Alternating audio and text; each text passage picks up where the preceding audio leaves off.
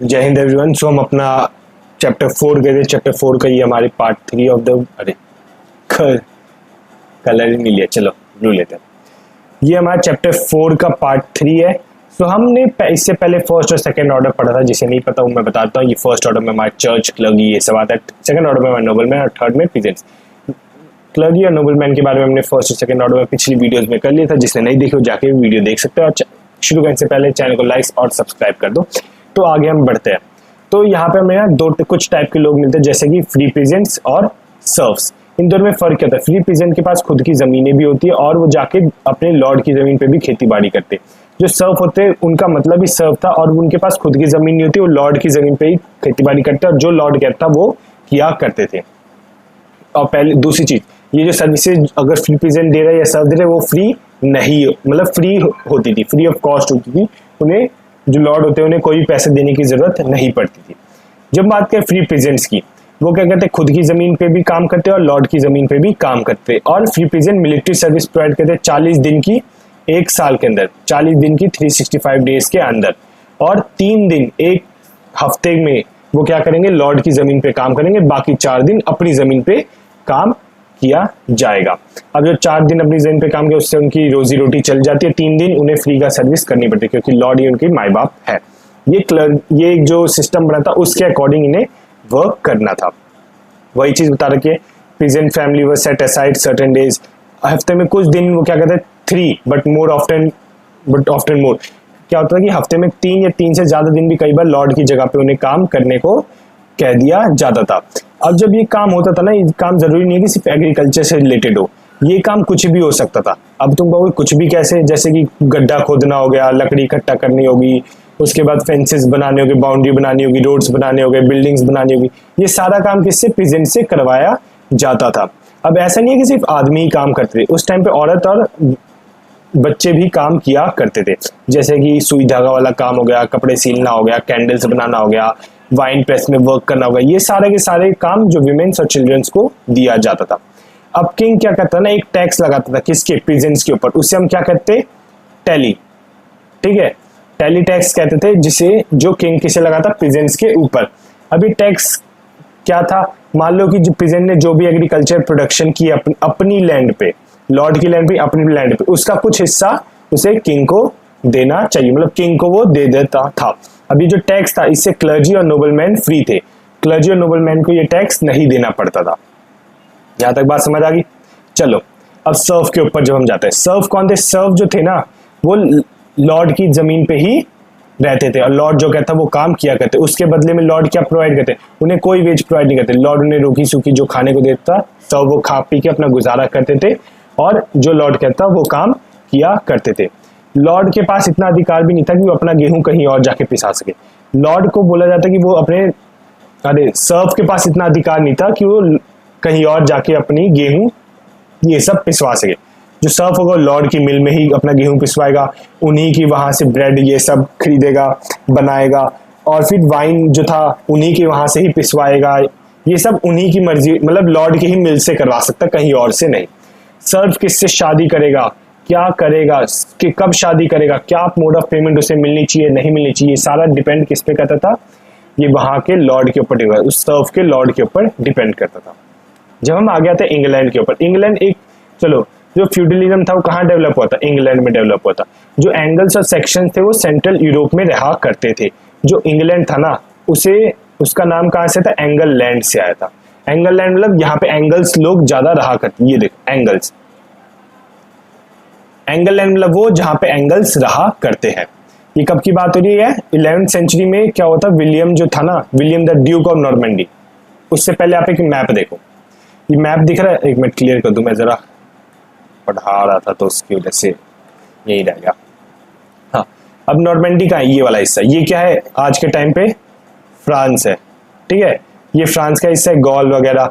तो अब king of जो विलियम था उसने क्या किया था? यहाँ नॉर्मंडी से अपने सोल्जर्स लेके कहा गया? इंग्लैंड में। और इंग्लैंड में जाके जो सेक्शन किंग थे उन्हें हराने के बाद इस पूरे इंग्लैंड पे विलियम ने कब्जा कर लिया। यही चीज में बता रखी। जो ड्यूक ऑफ नॉर्मंडी है ना, उसने क्या किया? इंग्लिश चैनल को क्रॉस किया, आर्मी को डिफीट किया। किसकी? सेक्शन किंग जो कि इंग्लैंड के थे उसकी आर्मी को डिफीट करके क्या पूरे इंग्लैंड पे कैप्चर कर लिया और इसकी वजह से काफी लंबा वॉर भी चला था, उतने हम डीप में जाने की जरूरत नहीं है। जो आज की क्वीन ऑफ इंग्लैंड है ना, वो क्या है, विलियम वन की डिसेंडेंट है, मतलब विलियम वन की ऑस्टन कह सकते हैं, उनकी लिंक की है। अब विलियम वन ने क्या किया था, उसने कहा कि भाई देखो मैंने इंग्लैंड पे तो कैप्चर कर लिया, मैंने उसके रोड जो मैप थे सारे बनवा लिए, बट मैं इनके लोगों को जो इंपॉर्टेंट पोस्ट होल्ड कर रहे हैं, विलियम वन उन पर ट्रस्ट नहीं करता था। तो विलियम वन ने अपने साथ 180 नॉर्मन नोबल से उन्हें लेके गया और उन्हें वो इंपॉर्टेंट पोस्ट पकड़ाई, क्योंकि अगर मैं किसी पड़ोसी के घर में जाके किसी का घर कैप्चर करूंगा तो उसकी घर को देखभाल करने के लिए मैं अपना ट्रस्टेबल बंदा रखूंगा ना। तो वही काम किसने किया, विलियम वन ने यही काम किया। ठीक है, अब 180 नॉर्मन लोग थे, देख रहे हो 180 अगर मैं ऐसे बनाता हूँ कितना आगे तक जाएगा। इसके ऊपर कौन बैठा था, किंग, और हर एक नॉर्मन नोबल के अंदर एक आर्मी थी, उनकी हर एक नॉबल मैन के अंदर क्या थी, एक आर्मी थी।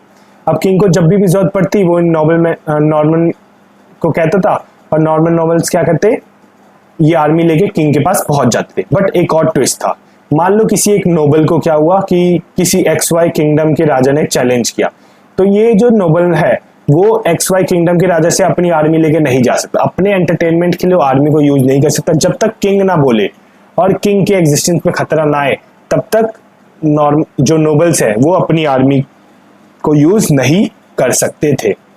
और यहाँ पे जो इंग्लैंड में जो एंग्लो सेक्शंस लोग रहते हैं उन्हें पीजेंट्स बनाया और उनसे काम निकलवाया जा रहा था। जो नोबल मैन थे उनके अंदर नाइट्स वगैरह ये सब भी रहा करते थे। चलिए अब आगे चलते हैं। तो कुछ हम फैक्टर्स पढ़ेंगे जिसकी वजह से ना जो ये स्ट्रेटा था, जो ये तीन थे कि ऊपर क्लर्जी रहेंगे, फिर नोबल मैन रहेंगे, फिर पीजेंट रहेंगे, तो इनकी लाइफ में ना कुछ चेंजेस आते हैं। वो कौन कौन से सोशल और इकोनॉमिक फैक्टर थे जिनकी वजह से ये चेंजेस हमें देखने को मिलते हैं। मोस्टली जो चेंजेस थे ना पीजेंट्स की लाइफ में ही देखने को हमें मिलते हैं। तो जब हम बात करते हैं एनवायरनमेंट की, एनवायरनमेंट में क्या होता है, 5th से लेकर 10th सेंचुरी के बीच में ना यूरोप में एकदम कोल्ड क्लाइमेट आ रहा होता है। अब कोल्ड क्लाइमेट आएगा, जमीन एकदम बर्फ से जमरी होगी, वहां पे खेती बाड़ी होगी नहीं, प्रोडक्शन कम होगा, तो वहां पे एग्रीकल्चर जो क्रॉपिंग सीजन था वो क्या धीरे धीरे करके कम हो जाएगा। तो लोगों को दिक्कतें आने लगी थी, वहां से क्या प्रोडक्शन कम होगा तो माल न्यूट्रिशन के शिकार होंगे लोग, क्या होंगे, खाना पीना उन्हें नहीं मिलेगा, और जैसा कितनी मेहनत कर ले प्रोडक्शन तो कम ही होगी क्योंकि जमीन तो पूरी बर्फ से जमी पड़ी है। बट क्या हुआ 11th सेंचुरी में ना कुछ चेंजेस आने शुरू हुए। यूरोप क्या हुआ, गर्म होने लग गया, यूरोप एक वार्मर प्लेस बनने लग गया, ज्यादा एग्रीकल्चर होने लग गए।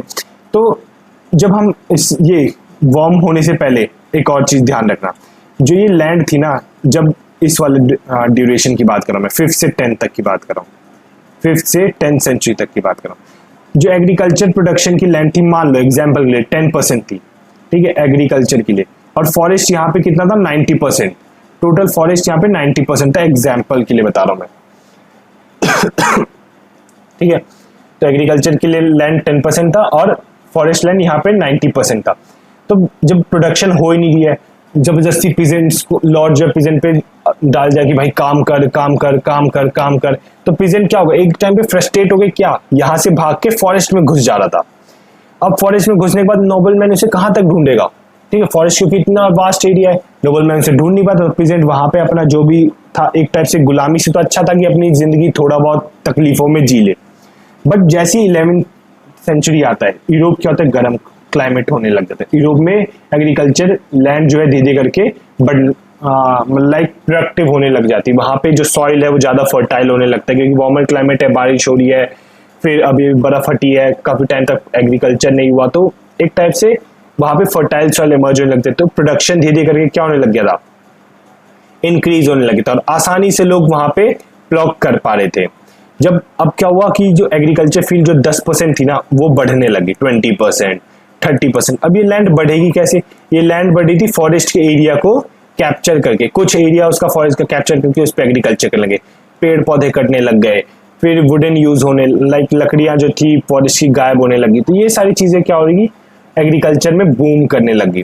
और जब एग्रीकल्चर बूम होने लगे तो जो लोग यहाँ जंगलों में भाग के गए थे वो वापस आने लग गए थे।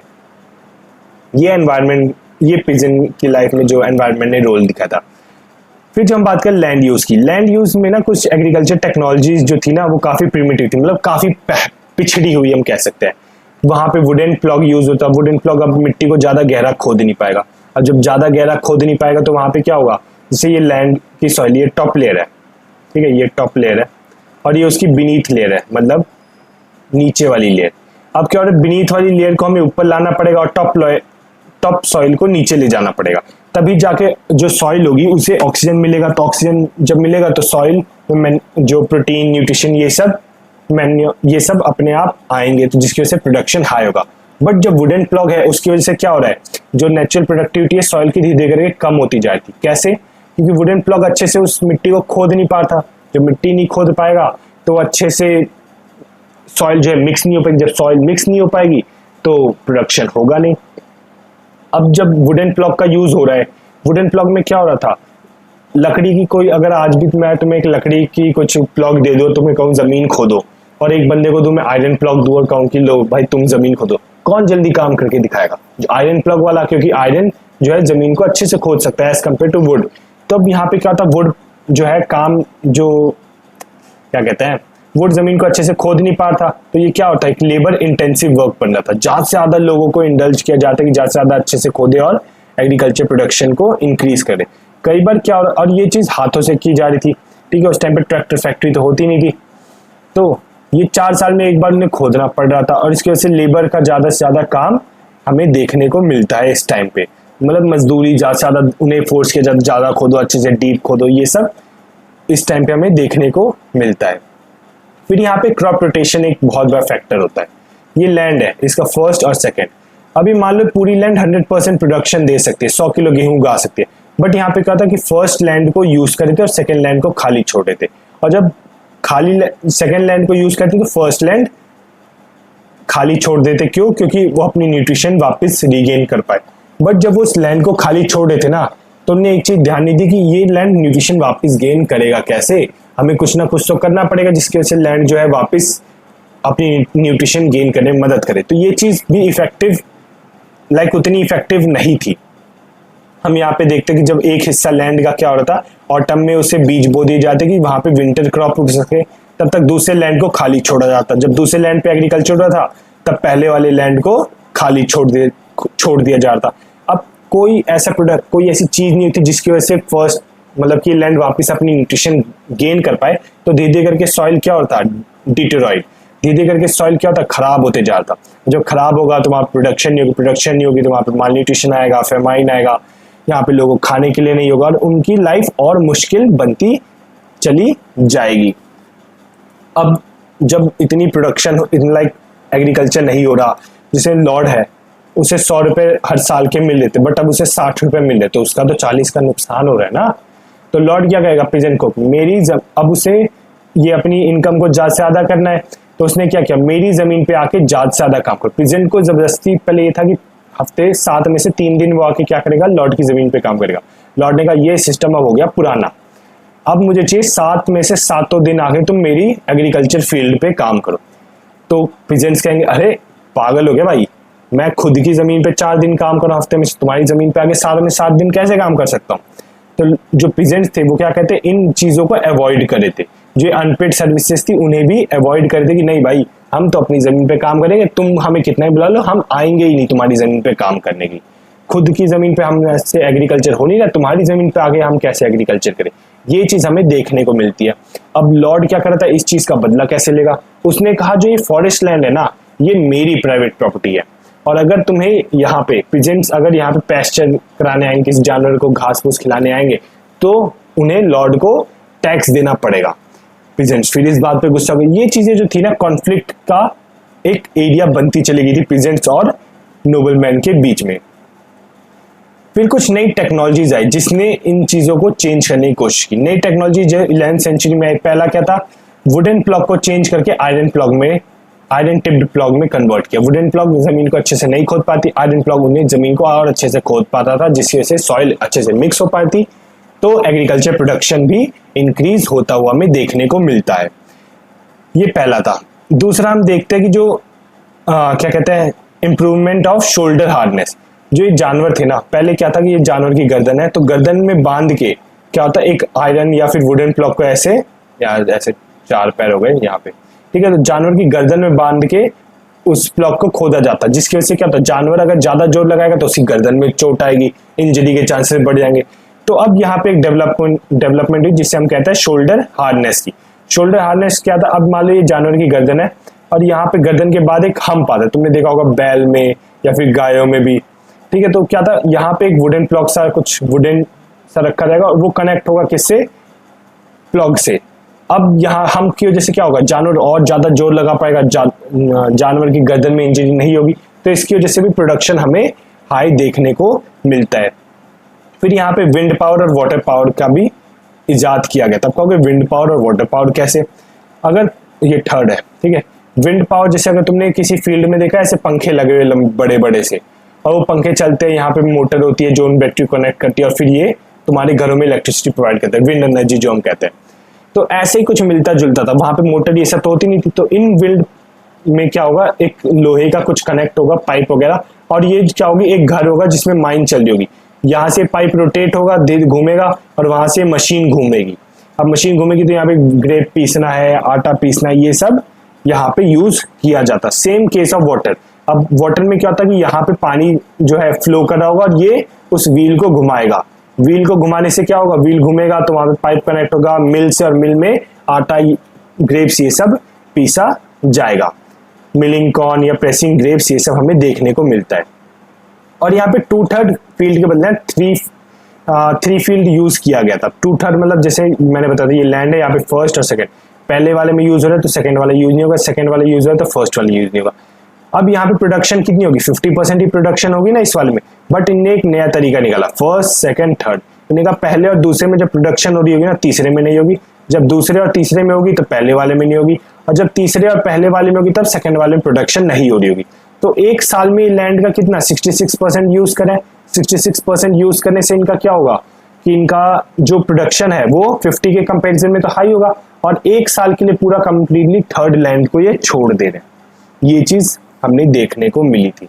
और ये किस टाइप की एग्रीकल्चर प्रोडक्शन कर रहे हैं, जैसे कि पीज की, बीन्स की, लेंटिल्स की, ये सब जो ह्यूमन यूज में, ओट्स, बार्ली, ये सब की जो प्रोडक्शन है ये इस टाइम पे हमें देखने को मिलती है। अब क्या होता है, इन जैसे मटर का पौधा होता है वो क्या करता है, नाइट्रोजन फिक्शन इन सब में मदद करता है, जिसकी वजह से सॉइल अपनी न्यूट्रिशन वापस रीगेन कर पाए। हमने देखा था पहले जब 1/2 वाला सिस्टम चल रहा था उसमें हम कुछ ऐसा नहीं करते जिसकी वजह से सॉइल अपनी न्यूट्रिशन को रीगेन कर पाए, बट इस वाले सीन में क्या होता है, सॉइल अपनी न्यूट्रिशन को वापस रीगेन कर पाता है, जिसकी वजह से प्रोडक्शन अच्छे हो रहा था और जो लैंड का यूज था अच्छे से लैंड यूटिलाइज हो पा रहा था। इसकी वजह से क्या हुआ, फूड जो था ज्यादा अवेलेबल हो रहा था, और ज्यादा अवेलेबल होगा तो उसके प्राइसेस ऑटोमेटिकली कम हो जाएंगे एज कम्पेयर टू पहले जब एग्रीकल्चर ज्यादा हुआ था तो फूड के प्राइसेस बढ़ गए थे। ये चीज हम देखने को मिलती है। Double greater use of plants, वही चीज मटर और बीन्स के प्लांट को ज्यादा यूज किया गया था, जो वेजिटेबल प्रोटीन डाइट में ये सब यूज करता है कि लोगों की सेहत अच्छी बनी रहे, ठीक है। मोर लैंड यूज, अब क्या होता है कि यहाँ पे मान लो किसी एक आदमी के पास 100 एकड़ जमीन है, 100 एकड़ जमीन है, वो इस पे एग्रीकल्चर कर, अब उसके 2 बेटे हुए, ये जमीन 50-50 हिस्सों में टूट गई, फिर इसके भी 2 बेटे हुए, ये जमीन 25 और 25 में टूट गई, इसके भी 2 बेटे हुए, इसके भी 25-25 में टूट गई, कई बार 3-4, डिपेंड करता है बेटे के ऊपर। मैं एग्जाम्पल के लिए समझा रहा हूँ। अब क्या होता है, जो average size of present land था ना वो धीरे धीरे 100 एकड़ से लेके 20-30 एकड़ इन सब में शिफ्ट होते जाता। क्यों हो रहा था, ये मैंने अभी आपको इस डायग्राम समझाया कि बेटे हुए, बेटे के बेटे हुए, तो ऑब्वियस सी बात है जो लैंड, प्रॉपर्टी ऑफ लैंड है वो अपने आप हिस्सों में टूटी, जो होल्डिंग थी वो छोटी सी छोटी बनती जाती है। अब जब कहते हैं कि तुम्हारा एक बड़ा घर हो उसे झाड़ू मारने में टाइम लगेगा, बट एक छोटा घर हो तो तुम जल्दी उसे झाड़ू मार के खत्म कर लोगे। तो वही चीज होती है कि लोग क्या कहते हैं, उनके पास स्मॉल होल्डिंग थी तो वो अपना कम, मतलब जो अपना जो एग्रीकल्चर का टाइम था वो जल्दी जल्दी खत्म करके अपने दूसरी एक्टिविटीज में भी अपने आप को इंडल्ज कर पा रहे थे, दूसरी एक्टिविटीज के लिए भी उनके पास टाइम मिल रहा था। यहाँ तक बात समझ आ गई है। फिर आगे बढ़ते, some of this technology change cost of the loss of peasant do not have enough money to set up war में, ठीक है, therefore the initiative to taken by the lord peasant able to initiate. अब कहता है जैसे कुछ peasants थे, मैंने तो बताया कुछ पीजेंट थोड़े अमीर थे, कुछ पीजेंट थोड़े गरीब थे। जिनके पास पैसे थे उनने तो अपनी ये क्या कहते हैं फील्ड्स में वाटर मिल्स और विंड मिल्स जो थी इंट्रोड्यूस करवा दी, जो मैंने अभी ऊपर बताया था आपको, पहले ऊपर कह रहा हूँ थोड़ा पहले बताया था। बट जिनके पास पैसे नहीं थे वो क्या करते हैं, अपने लॉर्ड्स की जो विंड मिल्स है, लॉर्ड्स के जो वाटर मिल्स है उनका यूज किया कर रहे थे। ठीक है, यहाँ तक आपको बात समझ आएगी। और स्विच टू 2/3 रोटेशन, वही चीज 2/3 रोटेशन पे वो स्विच कर गए थे। सेटअप स्मॉल, उनकी जमीनें छोटी हुई थी जिसकी वजह से और अच्छे से अपनी प्रोडक्शन कर पाते। आयरन टिप लॉक का यूज होने लग गया था। और एक क्या था, हॉर्स का ना हॉर्स शू भी बनने लगी। तुमने ऐसी कुछ चीज देखी होगी, ऐसे करके घोड़े के, कहते हैं घोड़े के नाल जो होता है उनके सोल में लगा रहता है, जिसकी वजह से क्या हो, घोड़े का जो सोल है जल्दी खराब ना हो और घोड़ा लंबे समय तक बिना पैर दुखे या थके वो चल पाए। ये चीज का इजाद होता है जिसकी वजह से हॉर्सेज इन सब में भी काफी चीजें, जैसे सामान कहते हैं घोड़ों के ऊपर सामान रख दिया और ले जाने के लिए भी यूजफुल होने लग गया था कि घोड़े जल्दी थके ना, घोड़े जल्दी खराब ना हो। ये चीज हमें देखने को मिलती है। फिर यहाँ पे कैश का भी सिस्टम आया था। जब प्रोडक्शन हाई हो रही थी ना, तो पिजेंट्स ने आने से मना कर दिया था। पिजेंट्स ने कहा कि भाई हम आएंगे नहीं, उसके बदले तुम क्या करो, किसी और से खेती बाड़ी करवा लो, उसके बदले हम तुम्हें पैसे दे देंगे। हम आएंगे नहीं, हम अपनी सर्विस प्रोवाइड नहीं कर पाएंगे, बट हम तुम्हें क्या प्रोवाइड करेंगे, कैश प्रोवाइड करेंगे। हम अपनी सर्विस नहीं प्रोवाइड करेंगे पाएंगे, कैश प्रोवाइड करेंगे। उस कैश से क्या करना तुम, जिससे चाहे उससे काम करवा लेना। और पिजेंट्स को, जो लॉर्ड्स थे, उन्हें भी ये चीज ठीक लगी, कन्विंसिंग लगी कि हाँ चलो ठीक है, पैसे दे दे रहे हैं, ये नहीं आ रहे तो मैं किसी और से काम करवा लूंगा। और क्या होता, इस टाइम पे मनी का जो यूज था वो बढ़ने लग गया था। विच begin high in time poor harvesting land for instant agriculture price double, ठीक है। फिर एग्रीकल्चर जो प्राइसेस थी, लाइक प्राइसेस कह रहा हूँ, जो मनी का यूज था, ये सब शुरू होने लग गया था। और जब हम बात करते हैं फोर्थ ऑर्डर की, कहाँ गया पेन, कहाँ गया, फोर्थ ऑर्डर, ये इसकी जब हम बात करते हैं, ये हम करेंगे नेक्स्ट वीडियो में, ठीक है, नेक्स्ट वीडियो में करेंगे। तब तक के लिए जय हिंद, जय भारत, और मुस्कुराते रहिए और अपनी सेहत का ध्यान रखिए। चलिए बाय बाय।